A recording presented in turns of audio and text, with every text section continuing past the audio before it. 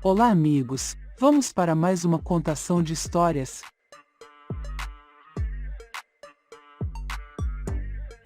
Você já tem uma marquinha? Karina Botardello Zekshin, Ilustrações Estúdio Pandora. Fundação Educar. Era o primeiro dia de aula na escola nova, e eu estava com aquele frio na barriga. Será que farei novos amigos? Será que eles vão gostar de mim? A diretora me levou até a minha nova sala e me apresentou para minha professora e os colegas. Tinha uma carteira vazia perto da janela, e lá eu sentei. Logo o colega da direita me disse oi. Respondi com um aceno tímido com a mão. Meu nome é Pedro, disse ele com uma voz estranha. O meu é Maria, respondi, e reparei que ele tinha uma cicatriz que ia do lábio até o nariz, do lado esquerdo. Coitado, deve ter se machucado, pensei. E a aula começou. No recreio, eu conheci todo mundo da sala. Alguns colegas pareciam legais, outros nem tanto. Pedro ficou por perto, não queria jogar bola com os meninos. Começamos a conversar, e reparei que ele falava diferente. Foi então que eu perguntei por que ele falava daquele jeito e por que tinha aquela cicatriz. Eu nasci com lábio leporino, disse Pedro. Lábio leporino? O que é isso? Perguntei. Sim, é uma fenda no meu osso, ele não juntou quando eu estava na barriga da minha mãe. Como assim? Mas não vejo nenhum buraco, eu disse. É porque eu já fiz algumas cirurgias. Na primeira, eu tinha 3 meses, e foi para fechar meu lábio. Agora estou me preparando para a cirurgia do enxerto, disse Pedro. Enxerto? Como é isso? Quanto mais ele falava, mais perguntas eu fazia. Os médicos vão colocar um pouco de osso onde não tem. Assim, meu nariz e meus dentes ficarão todos bem certinhos, explicou Pedro.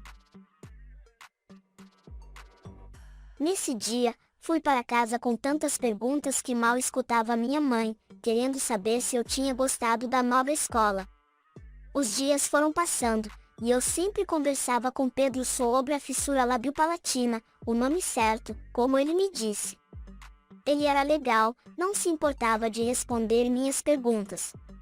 Ele me contou que faz tratamento em um hospital e que passa por muitos especialistas.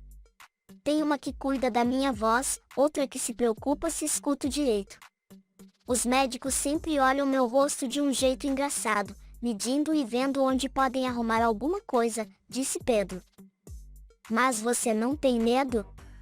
Perguntei. Sim, principalmente quando eu comecei a tratar meus dentes e para colocar o aparelho. Eu precisei tirar um dente faz pouco tempo, lá no céu da boca, disse Pedro, mostrando-me o lugar onde antes tinha um dente. Fiquei assustada, eu nunca precisei fazer isso.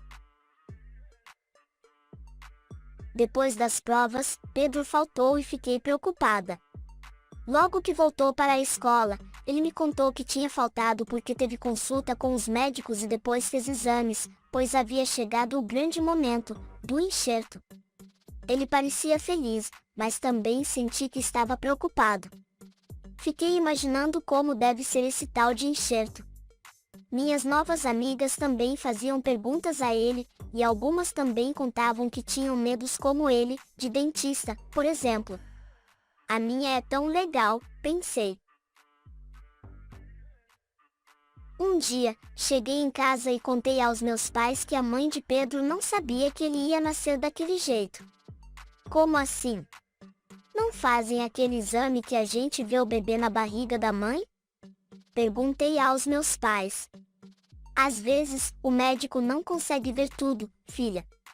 Mas a mãe de Pedro me disse que, mesmo tendo muito medo, logo ela foi acolhida no hospital, e tenta não passar suas preocupações para ele, explicou minha mãe.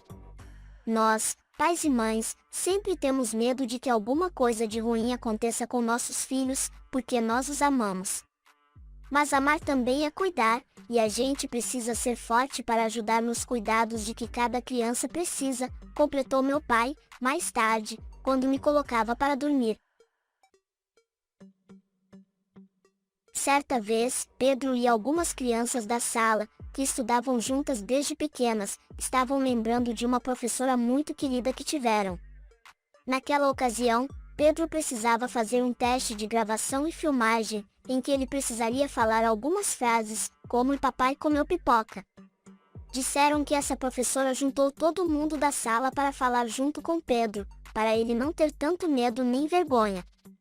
Parece que funcionou, pois ele conseguiu fazer a gravação e até ganhou o presente da psicóloga do hospital.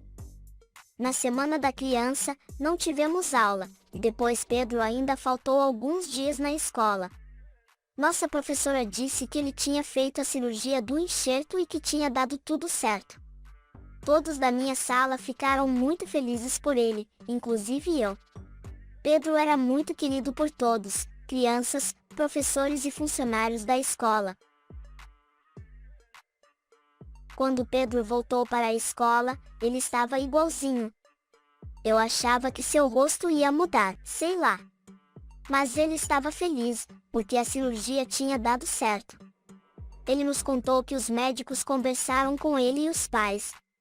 Explicaram que ele ainda terá outras cirurgias pela frente, que vai usar aparelho fixo, aquele de metal, por muitos anos, até fazer uma cirurgia para corrigir a mordida, depois dos 18 anos.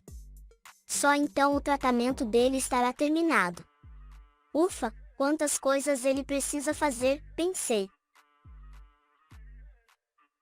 Na hora do banho, conversei de novo com minha mãe sobre todas essas coisas que Pedro precisa fazer, e sobre a cicatriz dele. Foi aí que minha mãe me disse que todos nós temos nossas marquinhas, umas aparecem mais, e outras menos. Ela, por exemplo, tem uma marcona na barriga, que é por onde o médico me tirou de dentro dela, mas ninguém vê. Minha mãe também me contou que meu pai tem uma marca atrás do braço, que ficou depois de ele cair de uma árvore quando era criança como eu. Ela me disse que essas marquinhas fazem parte da história de cada um, e que devemos olhar sempre com carinho para cada uma delas, porque significam que estamos bem e com saúde. Acho que foi assim que parei de reparar tanto na marquinha do Pedro, afinal, aquilo é só um detalhe.